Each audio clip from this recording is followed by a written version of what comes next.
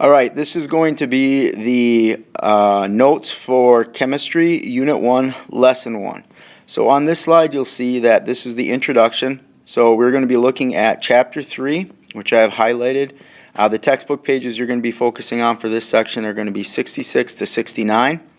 I've also noted the key vocabulary terms that you should know from Section 1. Here we will be looking at the three states of matter. Now down at the bottom of the page, if you notice here, this is a molecule of DNA, which is made up of a wide variety of atoms. Those atoms, when combined, make the molecule of DNA. Also on this page, as a very important note, I have down here the various states of matter. So these are the three main states that we're going to be learning about. We have solid, liquid, and gases. You'll also be learning about the states of matter of plasma. That's the end of the first slide, so if you've got notes to take down, please do so now. Press pause.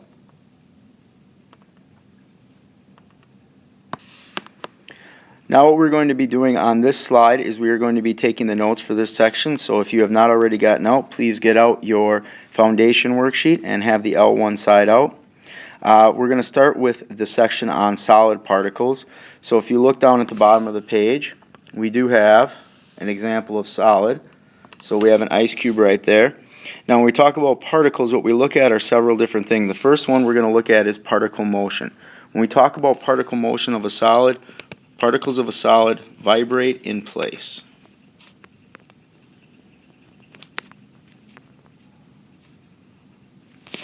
When we talk about particle attraction, this is the attraction between the particles that make up that solid. So like the different molecules of water in this ice cube, the attraction between those particles is very strong.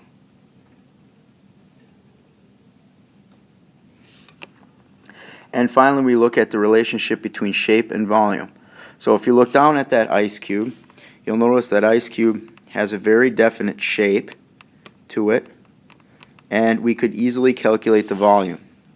So in that case, both of them are defined.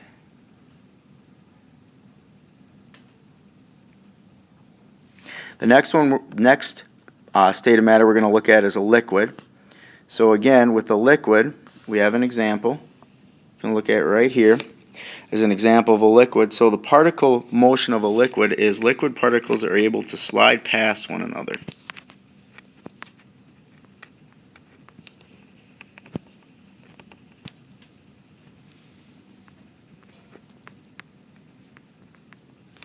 The attraction between the particles of a liquid is strong. And with a liquid, the shape is undefined. It's going to take the shape of its container. However, the volume is defined. We can calculate the exact volume of a liquid. The next one we're going to look at is gases. So here, this is a poor picture, but what you actually see in there is a pot with water boiling in it, and then we have steam rolling off. When we look at the particles of a liquid or of a gas, they're able to move freely.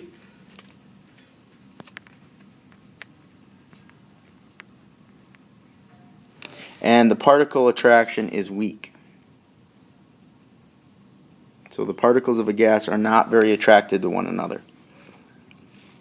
The relationship with shape and volume is both of these are undefined.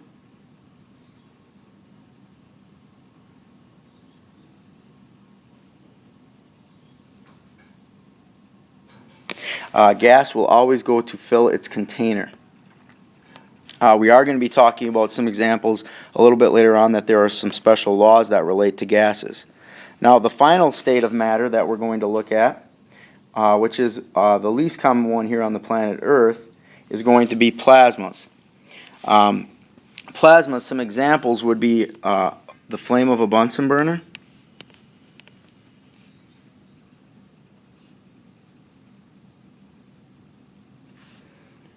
the sun, or lightning. So there's a couple examples. Now, some unique physical properties is they conduct electricity,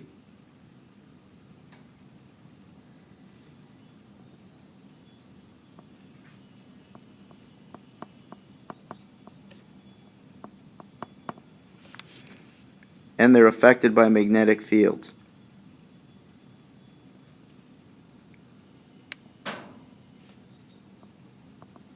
Or affected by magnets.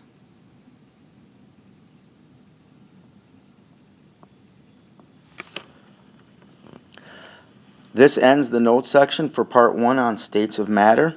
If you have not gotten everything on this, I would press pause right now and rewind. Otherwise, we are going to shortly be moving on to the next section. Now on this side, what I've done is I've taken a screenshot of a section out of your book, and you'll notice that I've highlighted several key questions here that I would like you to take a look at. These section reviews are a great place for you to get some information and check for your understanding. So here we're looking at the different states of matter. You will notice over here we have a great summary that kind of covers some key points.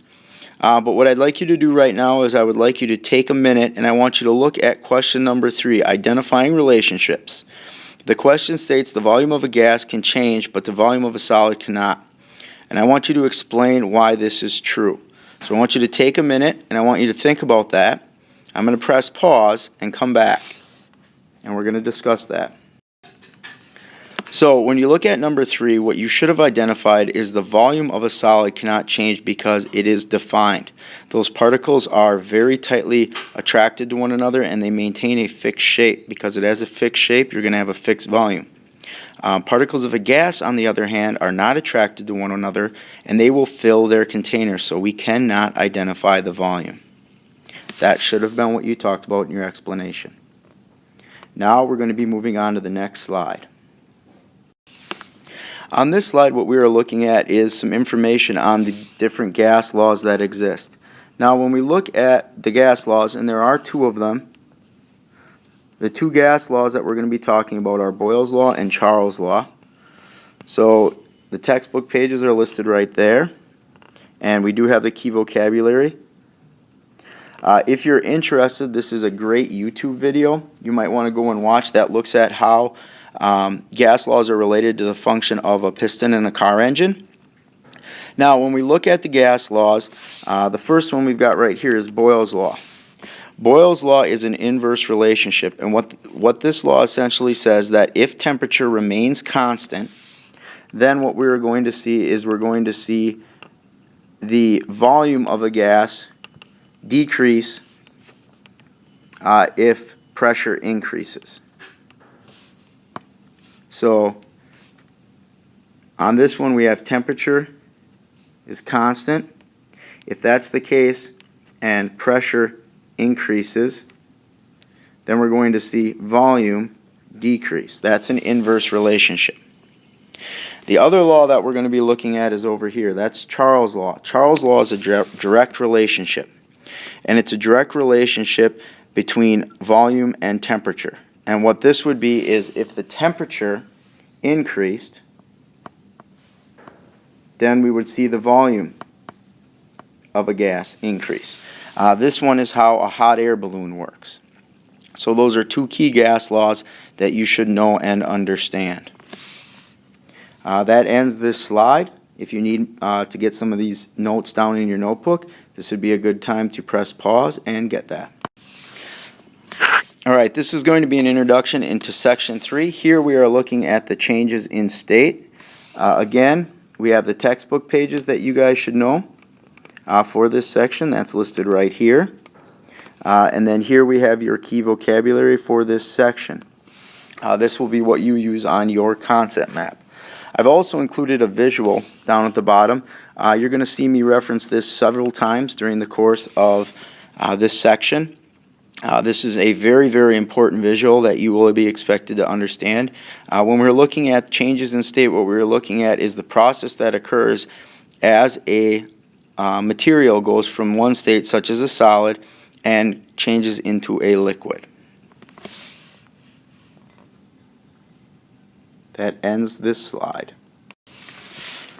Alright, now you should have out your note sheets again for the L1 Foundation worksheet for this chemistry unit. What we're going to be looking at now is the next segment. Here what we're going to be looking at is we are going to be looking at the different types of changes in state. So before we do that, we have to first look at the idea of endo and exothermic, because changes in state involve energy. So the first one we need to look at is endothermic. Endothermic is when we have energy being absorbed. So I'm going to abbreviate that, capital B. So in an endothermic reaction, energy is coming in or energy is absorbed by the substance. Oops.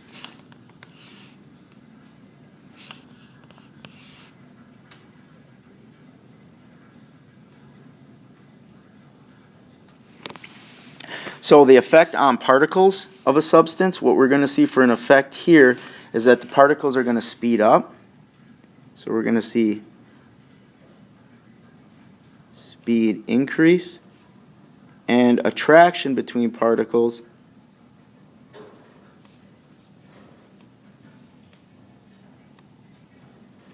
will decrease.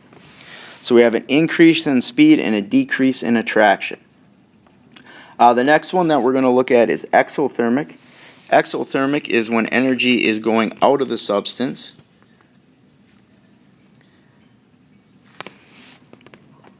So here we have energy lost to the surroundings.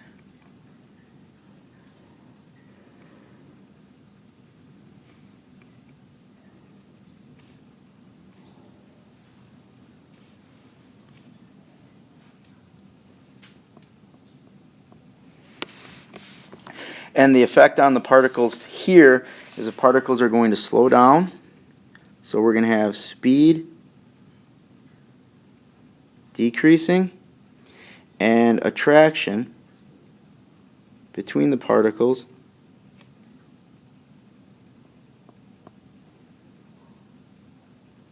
will increase.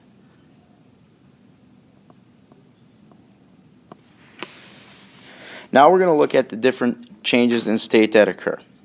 The first one that we're going to look at is melting. Melting is when we are going from a solid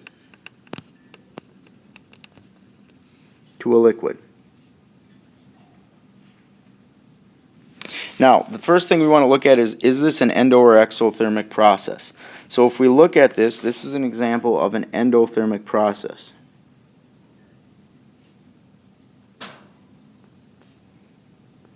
Energy needs to be absorbed by the substance in order for this change to occur. The important point here is melting point.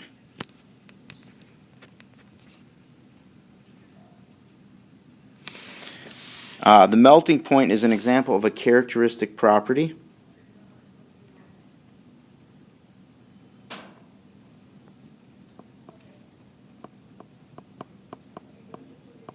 Again, that's characteristic property. That is a property that we use to identify a substance. So if you think of water or ice, we know that the melting point of that is 0 degrees Celsius. The next one we're going to look at is freezing. So freezing is when we are going to go from a liquid to a solid. So it is the opposite of melting. This is an exothermic process.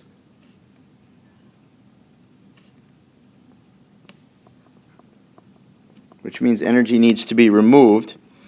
And one important point for us to realize is the freezing point of a substance is also known as its melting point. These occur at the same temperature.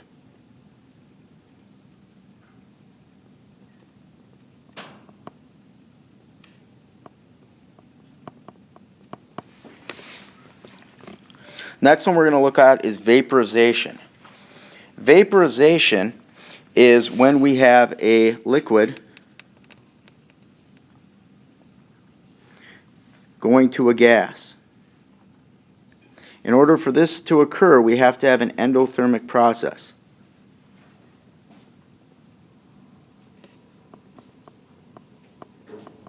Which means the substance needs to absorb energy. Now, there are two important points here. We have a boiling point and we have the evaporation point. Evaporation point happens first. So I'm going to abbreviate that EP. So EP happens first, and this is at a lower temperature.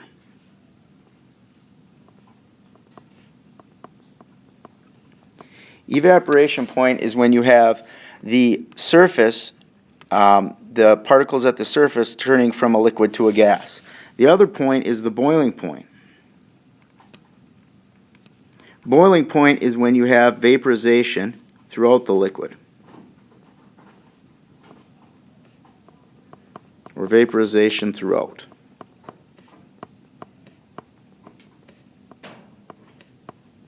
The substance.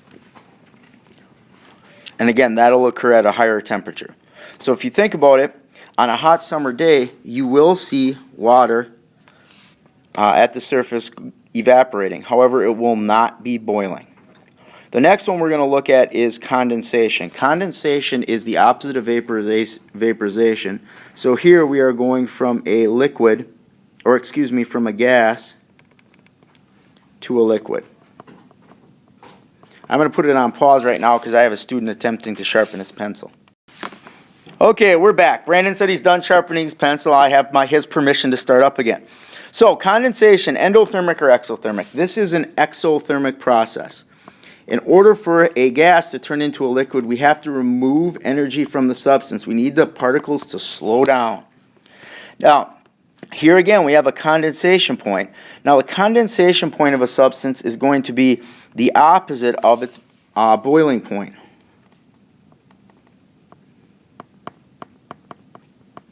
So again, if you think of water as your example, water boils at 100 degrees Celsius. You would also have the condensation point being 100 degrees. The final one we're going to look at is a process called sublimation. Sublimation is a very cool process. This is where we have a solid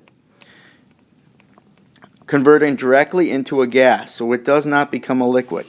Now, if you think about this, if you look at endothermic and exothermic, you should identify right away that this is an extremely endothermic process. The solid is going to have to absorb a tremendous amount of energy in order to break that attraction between its particles to go straight to a gas. Now, there is the reverse of this. The reverse of this process is known as deposition. And deposition occurs when you have a gas converting directly to a solid. Now, the process of sublimation, if you want to think of an example, not all substances go through this, but the most common example is definitely dry ice.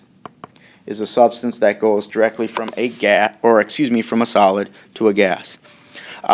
If you have not gotten all the notes, now would be a good time to press pause, go back through and get them, because we will be moving on to the next slide. All right, on this slide what I have is I have a figure from the textbook, figure 7. This is the one that I mentioned earlier. Now this figure is extremely important because on this it identifies the process that occurs in a change in state when we look at the variable of temperature and time. Now what we want to look at here, this is obviously water. So we have right here the ice cube starting as a solid. Now you'll notice as we increase the temperature, which you can think of as adding energy, you'll notice that that ice cube is going to get up to 0 degrees Celsius. Now at 0, even though energy is being added, you will notice that the temperature remains constant. What is important to understand here is what is said in this box right over here. That ice cube needs to absorb the energy from whatever flame or heat source you are using to change its state. So before the temperature is going to increase anymore, all of the ice in that container will have to melt. Once all of that ice has changed into a liquid, you will again see the added energy being used now to increase temperature. Again, when we hit the boiling point, we're going to see that line flatten out again. And again here, the added energy is not used to increase temperature, rather the added energy in this segment is used to finish the state change. That is an important fact that you've got to keep in mind as you think about different substances and how they interact. That ends this very quick review, and we will be moving on to the next slide now. Alright, again here what I've done is I've taken the section review section out of the textbook as a means to kind of slow you down and get you to think a little bit about some different questions. Now again, we have a great summary right over here that you can look at that covers some of the key concepts. What I want you to look at with this one is I want you to look at the critical thinking question number 8, evaluating data. The temperature of water in a beaker is 25 degrees Celsius. After adding a piece of magnesium to the water, the temperature increases to 28 degrees Celsius. Is this an example of an exothermic or endothermic reaction? Explain your answer. Right now, what I'd like you to do is, in your head or on a sheet of paper, jot down some notes and try to answer this question. I'm going to put it on pause and come back in a couple of seconds. What you should have identified in the examples, if you were looking at the water, this is an example of an endothermic reaction. Energy is being added. We know this because we can look at our data and see that the temperature of water has went up 3 degrees Celsius. So when we add that magnesium to water, what we actually have is a chemical reaction that occurs. The byproduct of this is heat, and that warms the water. You also should take some time and review a couple of the other ones that are highlighted. These types of questions are great for Mr. Melzna or Mr. Grabsky to use on your tests. This page, we just want to do a very quick review of your resources and where you should be at. So the first thing we're going to look at is over here. What I've done is I've taken a screenshot of our Moodle page for this unit. You guys should have already been introduced to the Prezi for the unit. You know you're working through the framework.